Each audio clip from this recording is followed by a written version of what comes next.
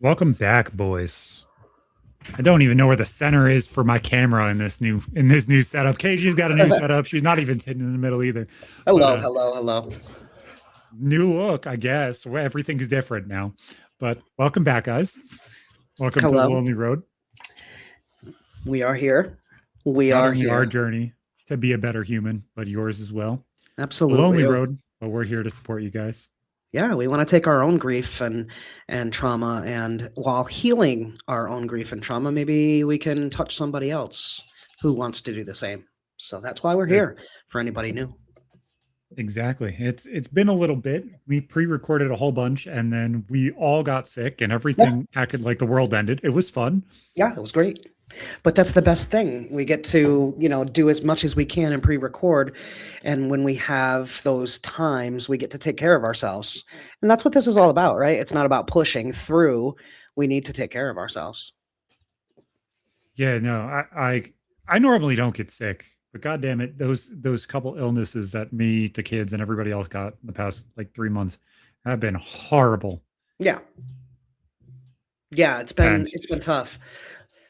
Like I was just telling you earlier, like it's either that my immune system's getting weaker or the flu is getting stronger. And you're like both. And I think that you're right. I'm 51 years old. 51? Am I 51? 52? I'll be 52 this year. So and when you get to my age, you kind of got to do the math. you forget how old you are too. You know how many times I've written down I'm 27? I'm fucking 32. Yeah, no shit. You Fuck, were born man. in an even Fuck. year. It's an even year. Yeah, Your my age birthday's at the has to be beginning of the even. year. Yeah, exactly. No, like it's so bad. It's so bad. Yeah, no. This episode's going to be weird. There's been a lot going on in the public arena where death is concerned, sudden death. And there comes a moment in everybody's life where death stops being about uh, being something that happens to other people. It starts to get more personal. Maybe it's after losing someone close to you, as it was in my situation. But maybe it's a health scare or watching yourself age. My hands are looking more like my mother's every single day. So that's one of the things for me. But there's eventually that moment where mortality taps you on the shoulder. And this Yeah. week, particularly for a lot of people, that's happening. Yeah, and it's not just the shit that's happening this week, but it's weird. Like everybody uses Michael Jackson as like that landmark death, and we talked about this in that episode too. It's like to me, it's not the art that they bring to the world that like is life changing. That Mm. shit doesn't, and I don't know if that's just a me thing or like that does reach into other people's thoughts and hearts and stuff like that. But Mhm. it to me, it's more about the things that they brought in and like showed you and stuff like that. And I think that that's probably why Charlie Kirk hurt, other than like the drastic part of that, the death of Greg Biffle a few months ago as well, and now Kyle Busch. It just the things that they showed as humans, those things matter more to me than the extreme or even insane things that they've accomplished in their life. It's like the human themselves was the more important thing. And I Yeah, think a lot of people lose that. yeah, And that to me is especially the weird part.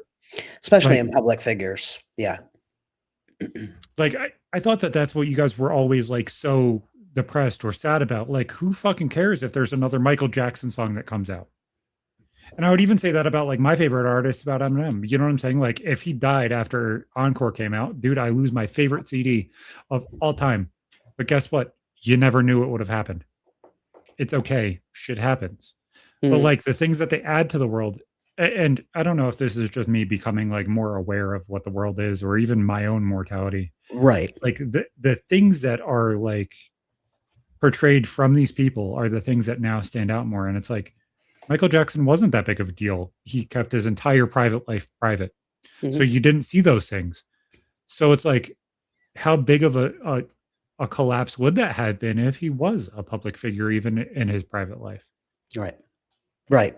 And to the extent that it was her private life was public, it was, very, very earth shattering to people. And I think that when public figures die, it suddenly, even not suddenly when they get sick, but more in a sudden nature, like with the Charlie Kirk event, it was the public execution nature, of Yeah. the event. And then, you know, this man who really wanted nothing but good for the world, and the United States, and he had nothing but love and wanted people to know the Lord.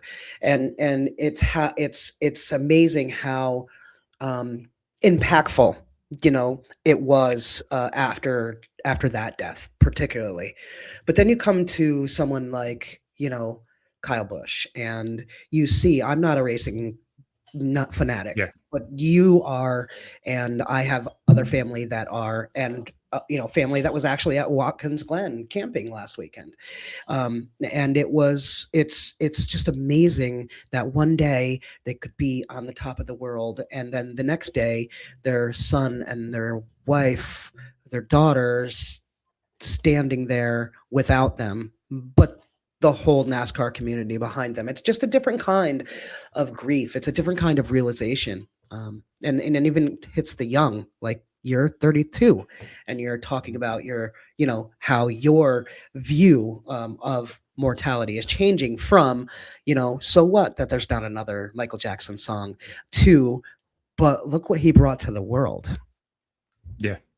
Well, and I think Kyle Busch is going to hit differently for me. And just like I'm sure that Greg Biffle probably hits differently for other NASCAR fans, or even people that like care about humans as a whole. Like those three deaths to me, if you look at it in a vague light, there is no connection in between them other than they're human and they're dudes.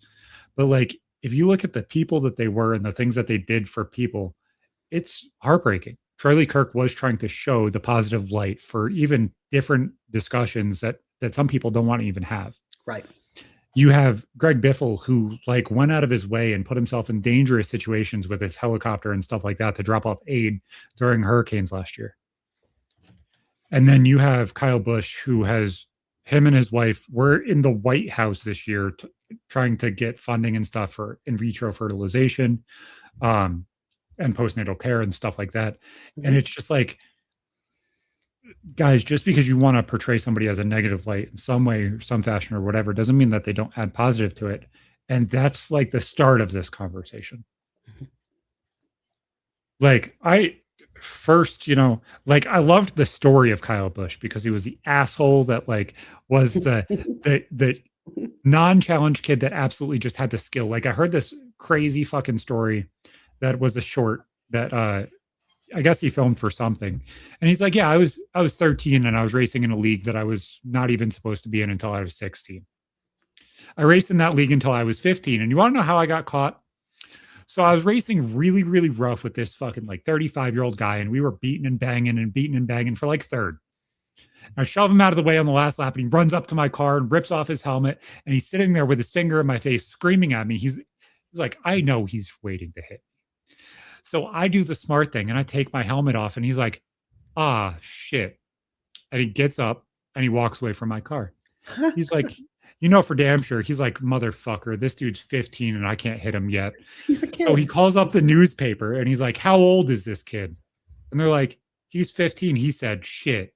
So he turned me in so that way I couldn't drive anymore. And I'm like, okay, Moving in the like shadows. that's hilarious. Like right before we had Ava, I guess they were having problems conceiving and stuff like that. And his wife Samantha was like posting it everywhere. And me and my ex just had a miscarriage right before that. And like we felt it. Like we were dealing with the same shit at the same time at that time. And they ended up having their youngest right after we ended up having Ava.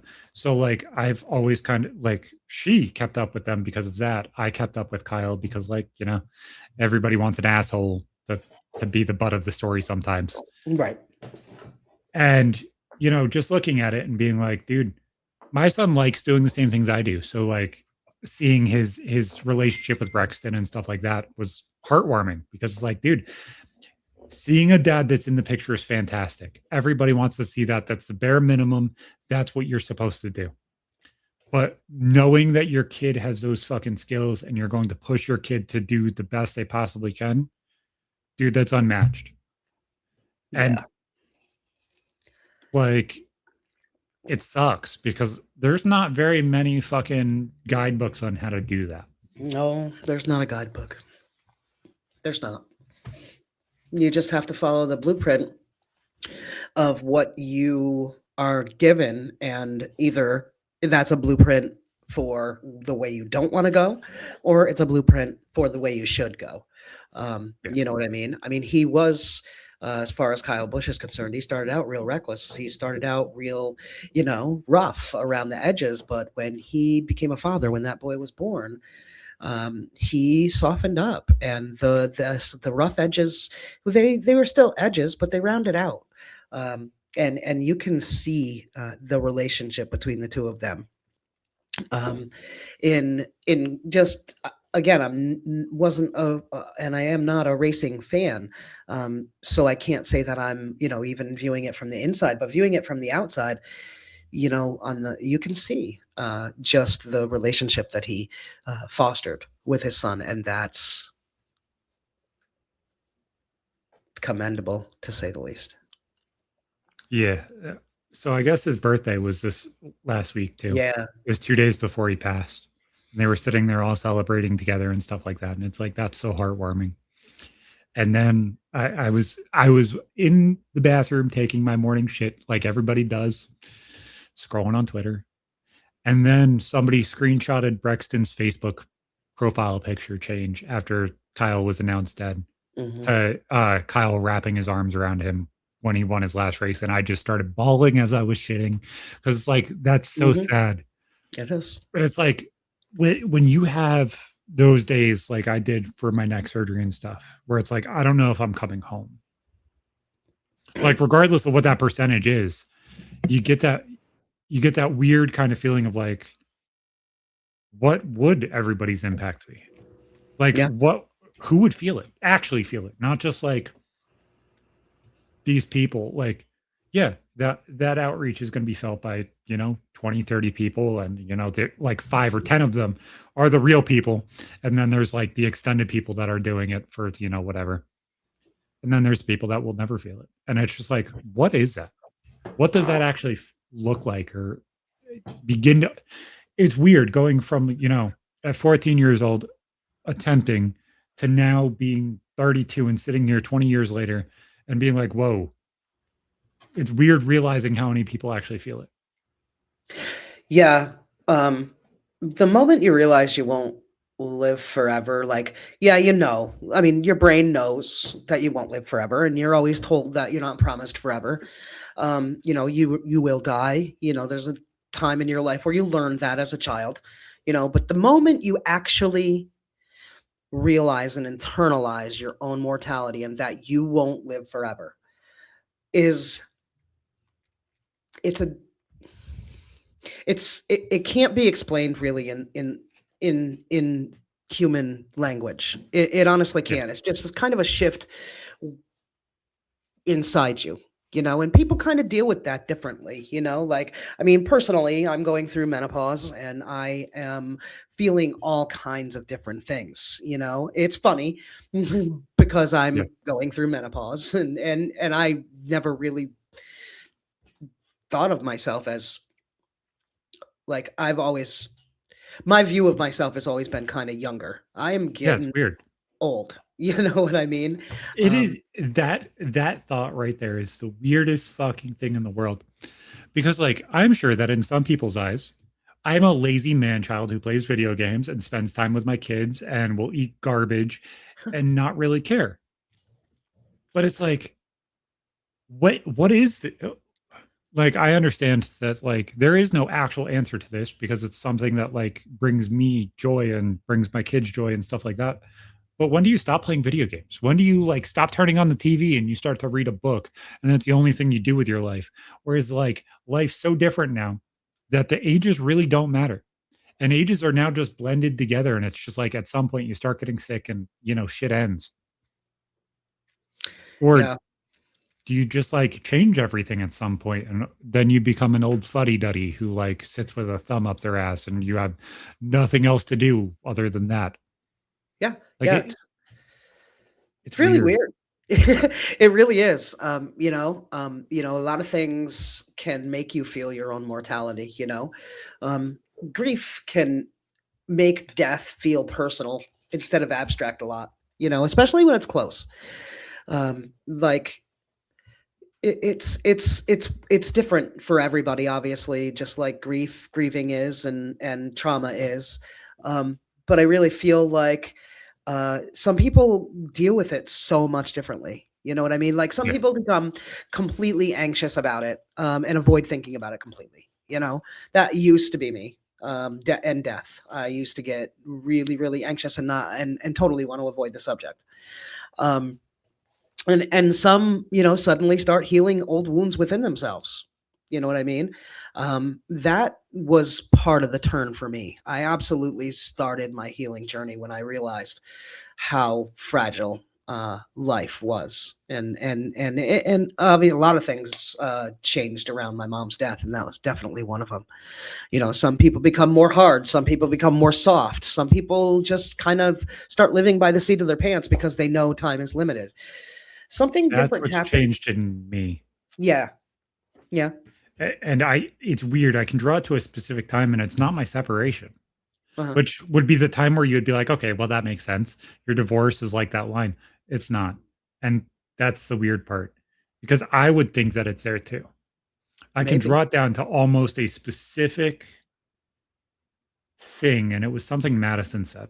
And obviously, I started getting a little bit more, I'm going to burn my battery as much as I possibly can before that. But did I ever tell the story about getting like the signatures and stuff at the monster trucks with the kids on this Yes. Yep. show? Yeah. Yeah. That comment that Madison said as we were walking back to the car of, I'm just happy we don't have to run back to this and like we can enjoy this. And we're not coming back to a big argument or a big problem. It's just going to be okay. Mhm. That started something inside of me that I genuinely still don't even fully understand. But I feel like life has been stolen from me and I just want to enjoy every single fucking ounce of it I possibly can. Yeah. Yeah. Like it absolutely for me, it was, obviously around my mom's death, but when I came out of that fog, the grief fog I was in for many years, um, surrounding her, losing her. Um, but when I came out of that, it's the dude, I have less years in front of me than I have behind me. Mhm. And that realization, like, because I always thought of myself as, younger. You think of yourself, I think of myself in this younger persona, you know what I mean? Always Yeah. whatever. I don't think of myself as old. Even now, I don't think of myself as old until I get up from the couch and and I should have stretched this morning. You know what I mean? But or making sure I have the things that I need to take care of myself now because the body just doesn't produce them. Um, Yeah. but really realizing that there's more years behind me than ahead of me, and if I was a type of person, not completely all over, but parts of me were parts of me that I am not, was not, and am not happy with. And so it really Mhm. made me do all of the above. I did a lot of self realization, a lot of pointing inward, a lot of, making sure that I became softer, but didn't let myself get run over. Yeah. Became more understanding, listened more, um, was quiet more, but spoke my opinion as it needed to be Yeah. spoken.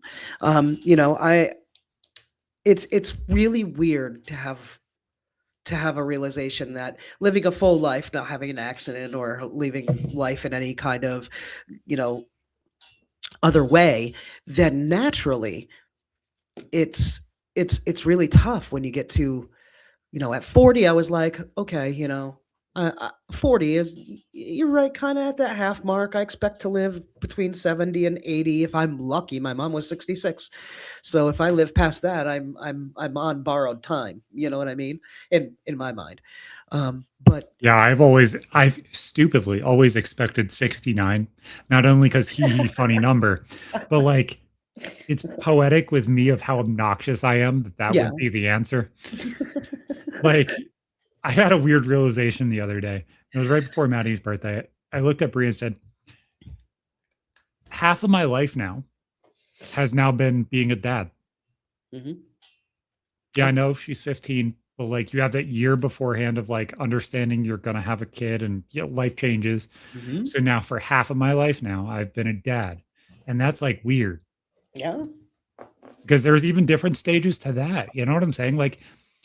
now it's not just burn this candle. It's just trying to realize when I fucking turn the light switch off or lock the door for the last time, that they have the tools that they need to have no matter what the fuck they're dealing with.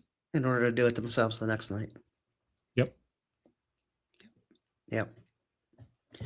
Yeah, it's a fine line, because you want them to, be able to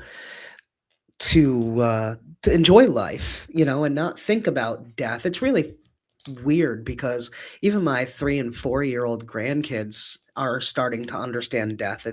The death of our cat was pretty public as far as they're Yeah. concerned. You know what I mean? And so it was interesting watching them go through their cycle of grief. Their own little cycle of grief. And Um, it's heartbreaking because there's so many little things. yeah, yeah. It's the one thing that I have. It doesn't always have to be. Uh, Exciting or celebration. That's not life. Life is not always exciting. Life is not always celebration.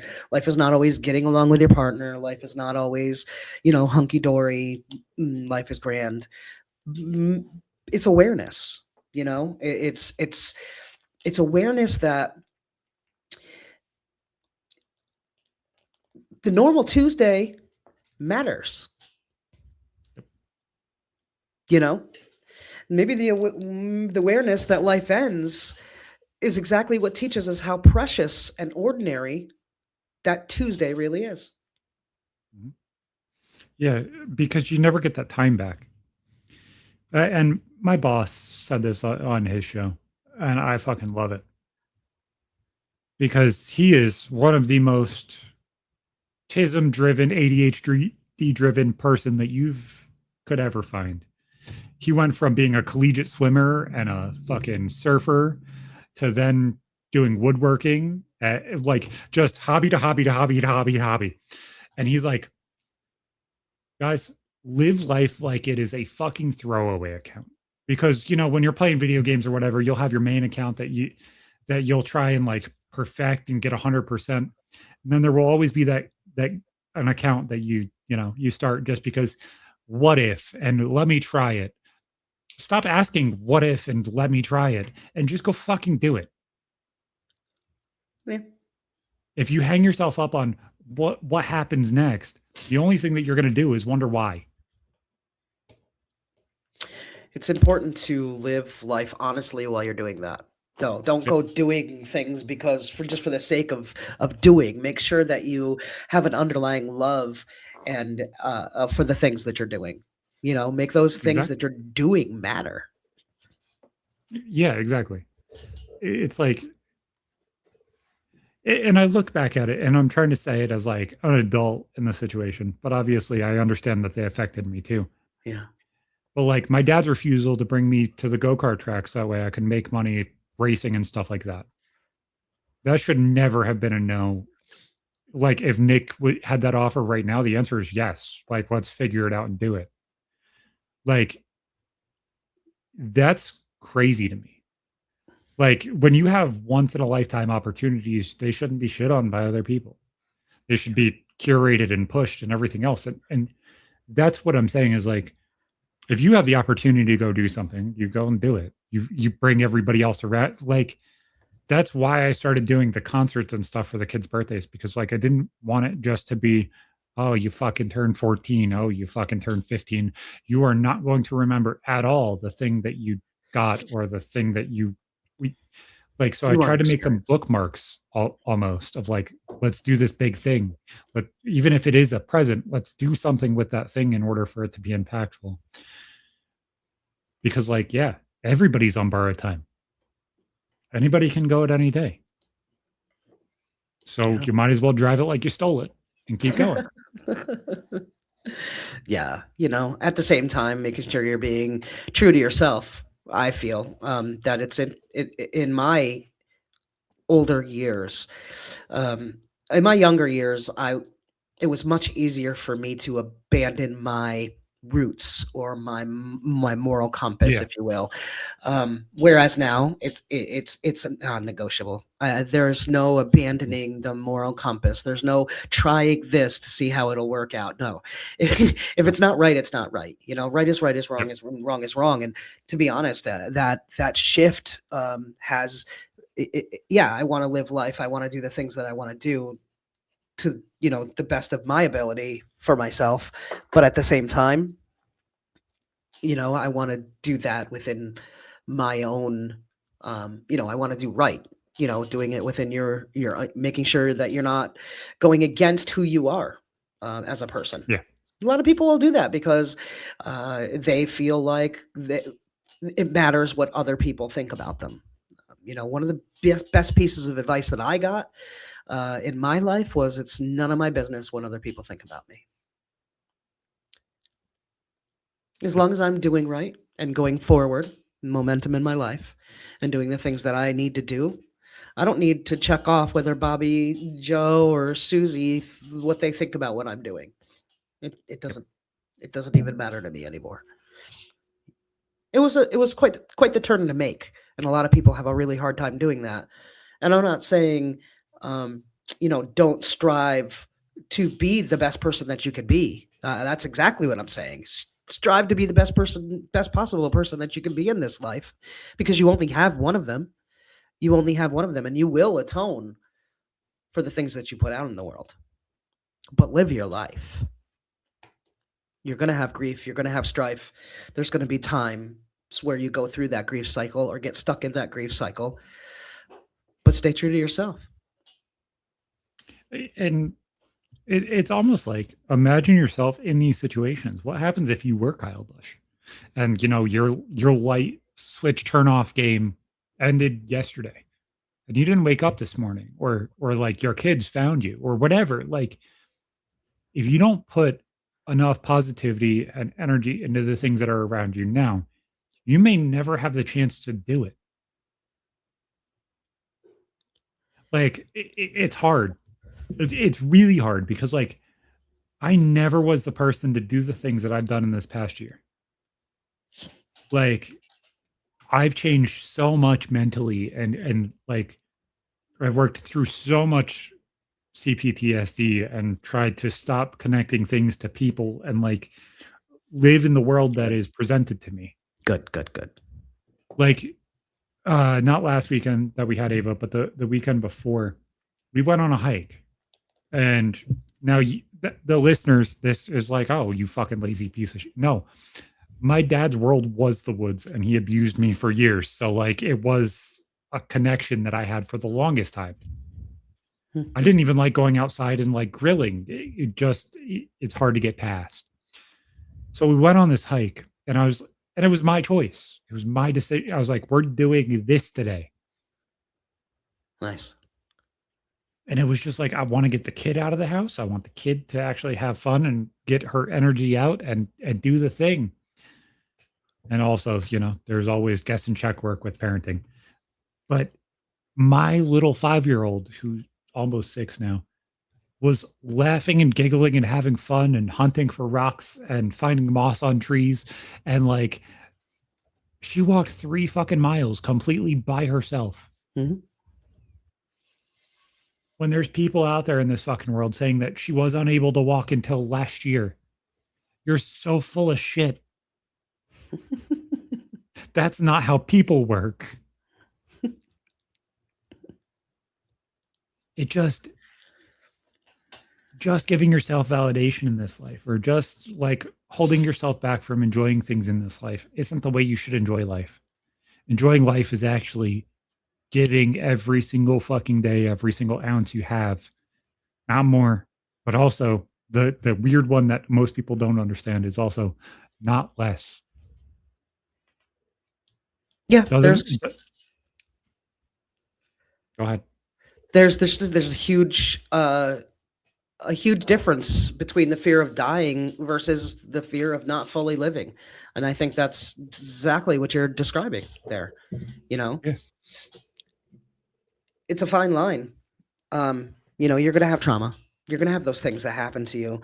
That's it's life, and people aren't always who you think they are. And the real monsters in life aren't the monsters in the cartoons, but the type monsters, but they're actual people.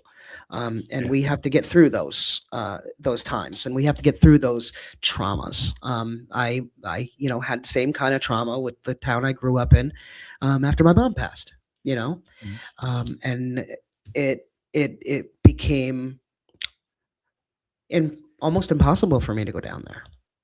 You yeah, know, it's tough, with all the memories everywhere. Every single street in that town has a memory with my mother, yeah, and it just floods. It floods in, so it's really, really fucking hard for me to go down there. But it's something that I want to get through because I want to see the new things around town. I want to go to the place where my mom bought a brick with my name on it, and my brother's name on it. I want to see if it's still there, or there's things that I want to do, just like you, in the woods and going on that hike. We can heal ourselves from our past trauma enough to be able to enjoy those things about life again. We yeah. can. It's so weird because I don't think that everybody should have a fear of death, because death is an answer and we already know when it's going to come. You know what I'm saying? You just don't know what day it is. It comes at the end. The Mhm. end of the sentence is still going to be there regardless of if you put a period. Just like your text message, when you hit enter, it's done. Doesn't matter if you send a period afterwards and hit enter again. It already ended. You're just a tard and decided to send a period because you thought you needed to. But like, if you live a life that's not worth living, you're burning yourself. The impact that you have in this world, regardless of how much or how little you want to have, is still every single person that you've ever talked to. Yeah, you may think your impact span is small, but it gets bigger than you think. It's bigger than you think. It's bigger than you think and smaller than you hope. Your own mortality is tough. That's one of the It's tough, and it gets scary. You really start to think about where you're going to be when your body actually starts failing and your mind really isn't failing as quickly. Uh, you know, and you really start to think about who will be there. You know, it's tough. It's a question that we all have to ask, but that also the answer may be how you live your life right now. Yeah. The people that are there are the people that you water, that you put, you know, the you grow with. Well, I think that's the biggest lesson that I've learned in the past, since my neck surgery. I'll use that chunk. It's 6 years now. Live life with no regret. Get the fucking questions that you have answered, because if you don't, nobody else is going to ask them. They don't fucking matter to anybody else. And you might be able to give some insight and ability to help somebody when they fucking need it. Yeah. But if you live life every single day with slamming the door behind you to make sure nobody else comes behind you, and you're not bringing everybody else up around you, you get burned. Yep. And that's when you realize you're gonna end. There's a stark realization for people like that when you're gonna end up alone. If that's the way you choose to treat people, you're gonna end up behind a closed door. You know. And whose fault is that going to be? That's going to be yours. So that's where all the self-improvement comes in. That's where the letting the people back into your life that deserve to be back into your life back in. That's repairing the family rifts that didn't have to happen. Not the abuse ones. Those can stay where they are, you know. But making your life more full and more robust.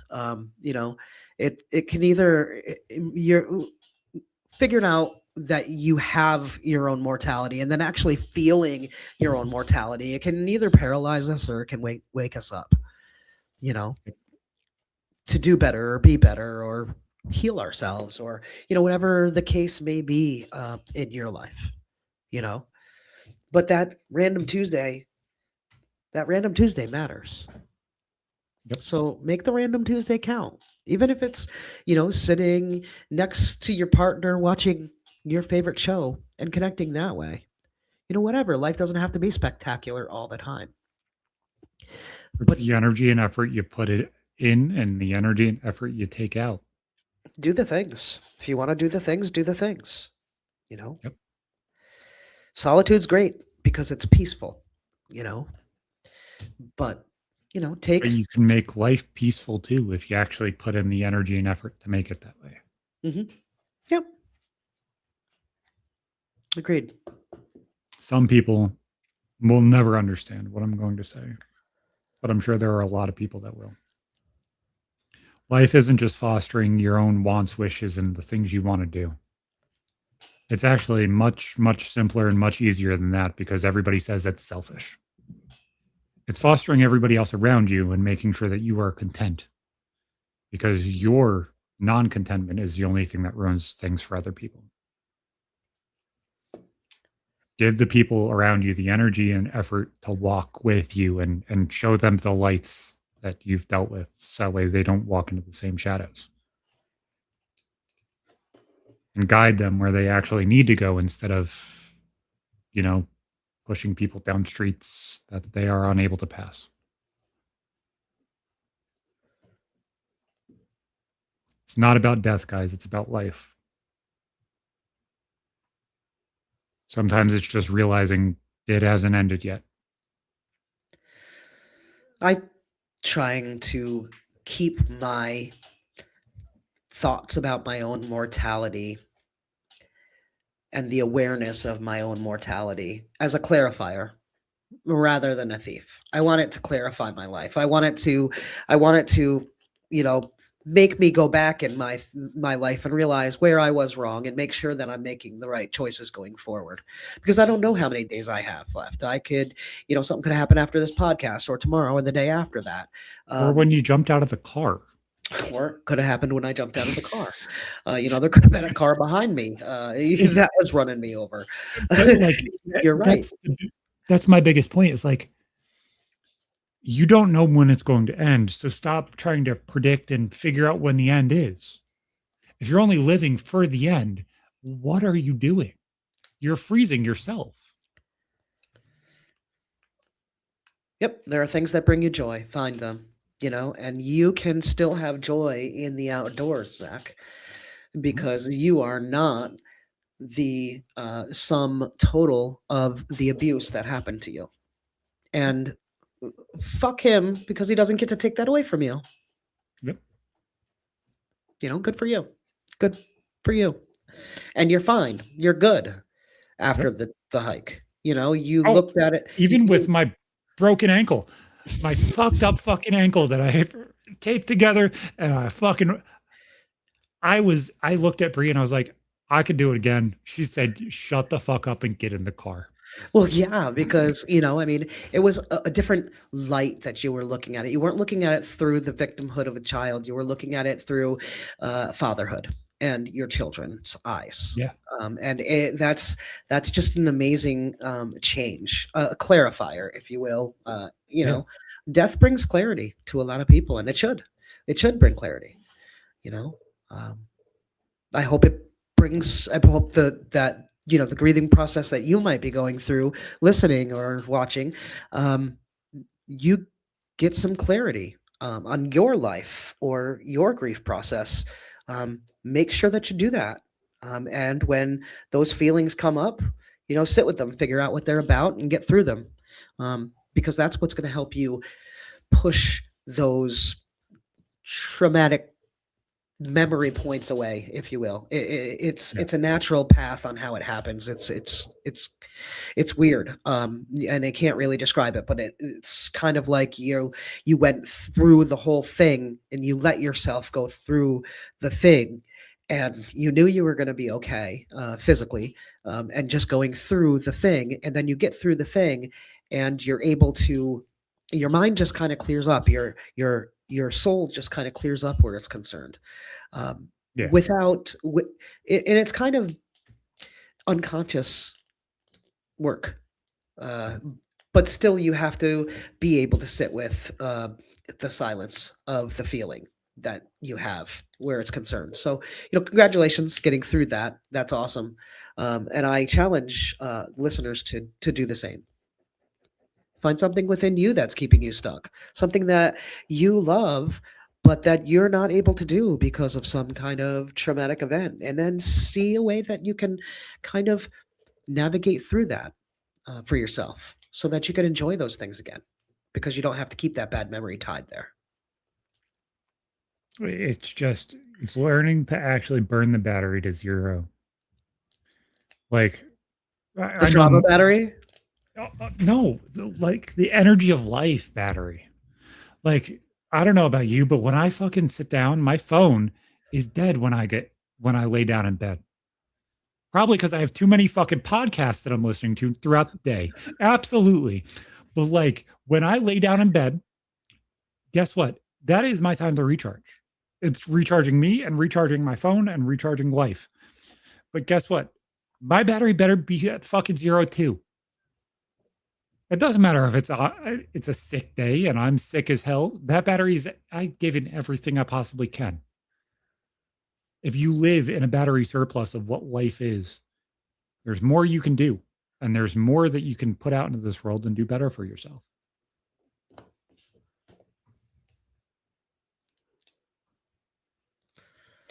Well, there's some imagery for y'all.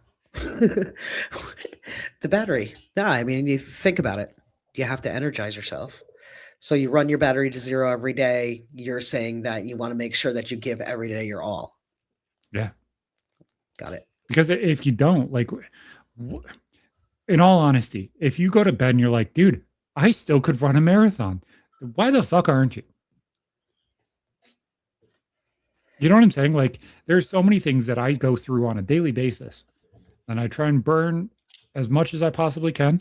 I spend time with the kids. I spend time with Brie. I spend time, and I give everything business wise. I do everything I possibly can. If I took out like one of those things and I went to bed with a third of a battery left, it's like, what am I doing? Like, is that why people can't sleep? Is that insomnia? Like still having energy and still having availability to do things, and they just no. Maybe. Like Maybe. The worriers aren't prepared. That's why they're worrying. Prepare. If you're worried about something, prepare for it. And then maybe that will stop the worrying. But that entails doing something more the day before. So you're not worried about it that night. Make yourself a list. If you like me, I don't remember the things from day to day that I want to honestly don't remember the things from day to day that I want to do. So I have a book. I have a book that I write every motherfucking thing down in that I'm doing. Taking my meds, give my dog my meds because I don't remember if I did it yesterday or that morning. if you give your dog your meds, you have a problem. I mean, Guys, his meds. keep lighting your fucking lanterns. Maybe we'll see each other on the path. Have a good one. We'll see you fucking next time. Cheers.